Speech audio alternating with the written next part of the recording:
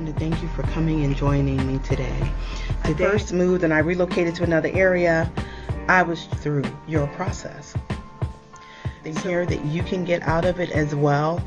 Hello everyone. So welcome back to Happy Life, Better Life. Today's topic is something that has really been on my heart and on my mind. We're going to talk about sologamy. I think I'm pronouncing that correctly. It's an interesting word, sologamy. So before I get into it and break that all down for you, I just wanted to remind you to make sure that you like, subscribe, and comment. I love hearing back from you guys.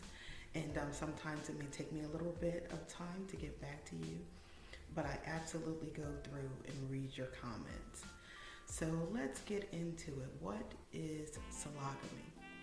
So lately, you may have noticed a trend among women, especially in their 40s and 50s. Some who have never been married, some who may have been married and divorced, having these ceremonies where they marry themselves. Yes, you heard that correctly. They marry themselves.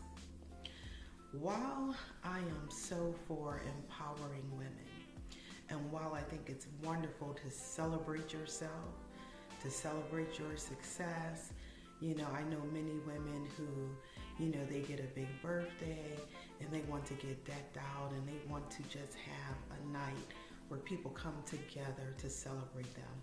I think that's wonderful. Have no problem with that at all. Some people will do it up like it's a prom and different things, and it's very celebratory. And I think those things are wonderful. But this whole idea of sologamy and it's not even just about the ceremony, but basically marrying yourself. The idea behind that, the psychology behind that is one that I just cannot support. And let me tell you why. First of all, let's talk about marriage. Historically, what marriage has been, how it's been defined, okay? So I'm going to read this definition, but it is legally and formally recognized as a union between two people as partners in a personal relationship. Historically, and in some jurisdictions still, this union is between a man and a woman, okay? So that's how marriage has been defined for many years. Yes, we know things have changed as far as the LGBTQ community, and I'm not getting into that. But basically, in most instances, it's two people joining together, okay? So what's been happening now is that people, I guess, who aren't getting married, they still want the wedding, they still want the presents, they still want all the hoopla and all these things. So they decide, well, I don't have a spouse, well, I'm just going to throw a wedding for myself. Some of them have bridesmaids, some of them do not. Some of them will have, grooms and all these kinds of things, but they're basically standing up in front of people marrying themselves. So let me get into when the first sologamist wedding happened.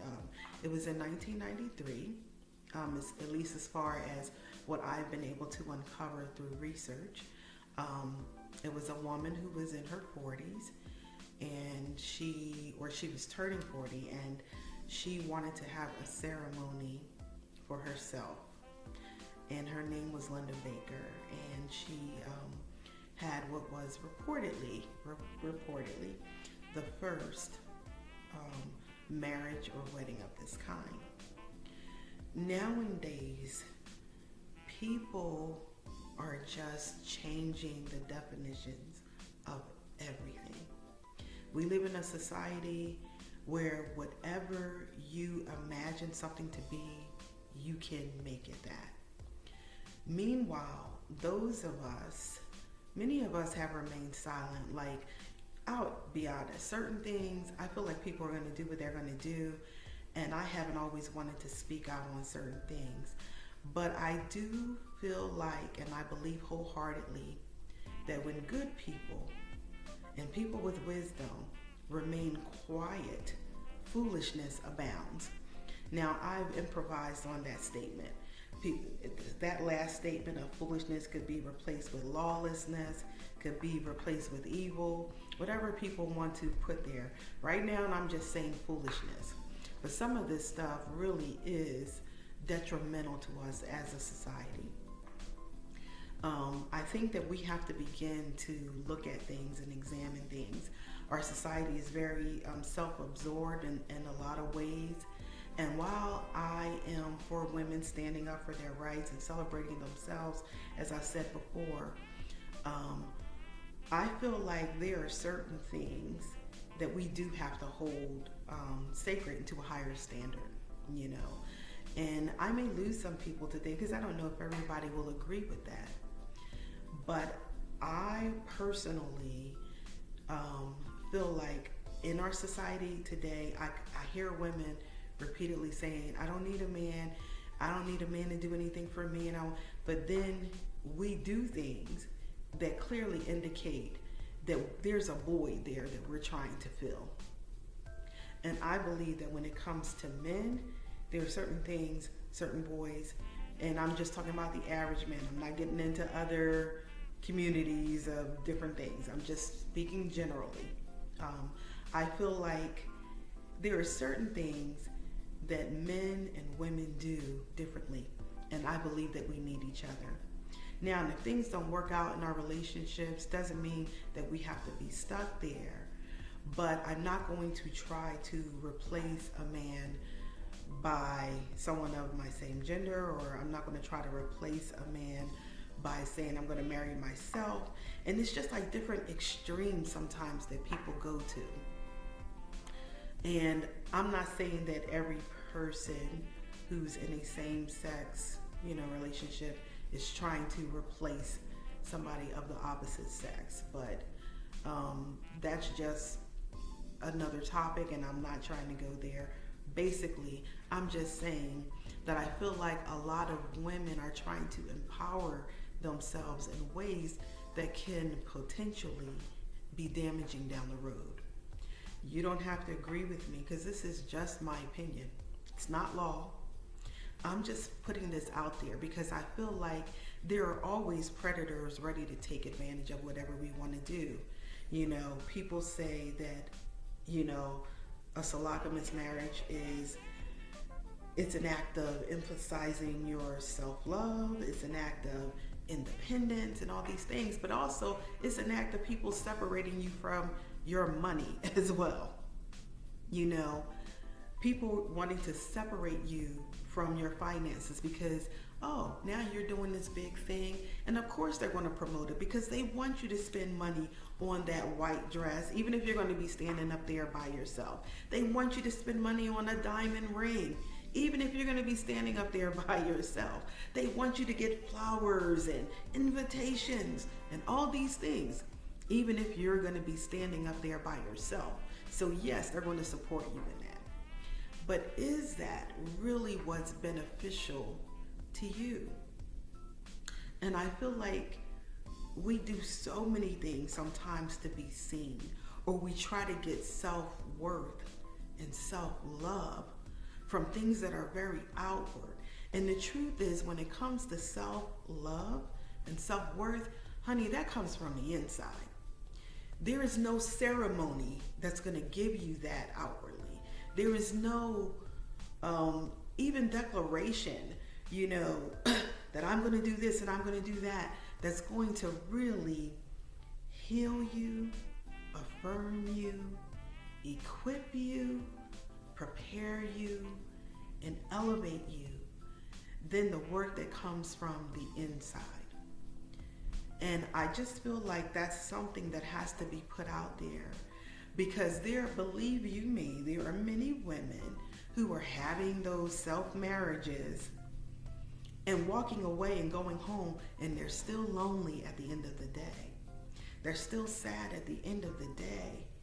You know, it's still just them. And I'm not saying you need another person to make you feel whole. I'm not saying you need another person to make you happy. I'm saying, hey, if you're single, celebrate your singleness. Celebrate yourself. But you have to do the work, you know? You have to do the work. And that doesn't come from these outward appearances. It doesn't come from things that'll attract attention to you. Most of the time, when we're doing the work, it is between us. It could be between you and God. It could be between you and your family. It can be between you and your ancestors, whatever it is. But most of the time, that work starts from within. And I just don't want my sisters, these women, those of you who come together, I don't want to see women being taken advantage of. I don't want to see women being hyped up to do something because it's a good fad right now. Fads come and go, but it's picking up steam. You know, we have a lot of feminist movements and things going on all at the same time. And let me just tell you, while I am for women and stuff like that, there's nothing in me that wants to be or do what a man does. I'm very happy being a woman, very happy being feminine, and I am going to post another video. I held off on it for a bit about this thing of women walking in they'll call it their masculine energy. And I have to refute that. I know it's something we hear all the time. It's something people say. But this is the thing. I believe words have power. And even though someone may be saying certain things unconsciously, not really aware of what they're saying, I believe that for women, walking in our feminine energy, walking in our queendom is way more powerful and effective for us than walking in masculine energy. But a lot of times when women go into spaces that are filled with men and doing different things, they feel like in order to compete, they have to take on a masculine energy. Well, I'll just say, I'll leave it in the next video. But the truth is, honey, your feminine prowess and power and influence and our feminine intuition is way more effective for us as women than walking in masculine energy. And when we walk in masculine energy, we can begin to take on masculine characteristics. We can begin to take on masculine ways. You have women doing gestures and things like that, like they're a man, and you know, sitting like they're a man, and walking like they're a man, and talking like they're a man. Listen, you are far too beautiful and precious to be giving yourselves over to these ideas of things that can be damaging to us and to our society in the long run. So I would love to hear your comments. You know, you may disagree, and I understand that. We live in a time when all the norms are being challenged and stretched. But I feel like, you know, what will come next after that? You know, if people can marry themselves, then what's to stop them from marrying my favorite stuffed animal, from marrying my pet that I've had for 20 years, or, well, they don't usually live that long, but I've had for 5 years, and this has been the most consistent other being in my life. So I'm just gonna marry you. I don't know. And even though I'm saying it in jest, You know, if you try to look for it, it's out there somewhere. I mean, we literally have people marrying robots and mannequins and things like that. And so, you know, it's become a free for all. So that's where I am today. That was my thoughts today. And I just wanted to share that with you because I just want to tell you right now, in this moment, just as you are beautiful, you are worthy, you are intelligent, you are worth loving and celebrating, you know. And I just want us to be mindful and use wisdom in how we do these things. So I'm closing, but before I close, I also want to say I am really thinking about doing retreats. It's something that's been on my heart.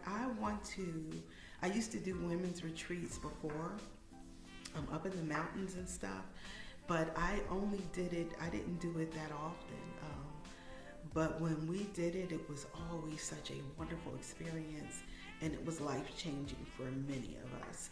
And so I want to get back to that, especially in particular with women who are starting over.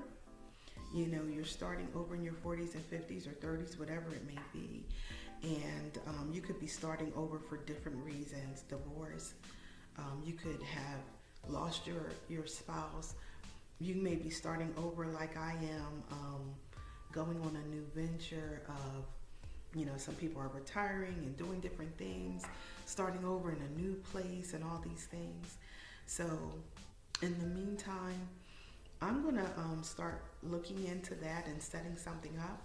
But if you would be interested, now I am here in the States, and I am not sure exactly where I want to do the retreat because I'm going to be looking at some different places. But if you want information and you want to be included, do me a favor and put it in the comments, send it to me, and I will definitely respond, and I will end up sending you an email and exchanging information and keep you guys updated on what's happening and when. And we're going to do it up and get it done. All right, you have a wonderful day today. You know, I always want you to live a happy life and a better life. And I'm sending out much love to you. Big hugs. Have a great day. And thank you so much for joining me. Bye-bye.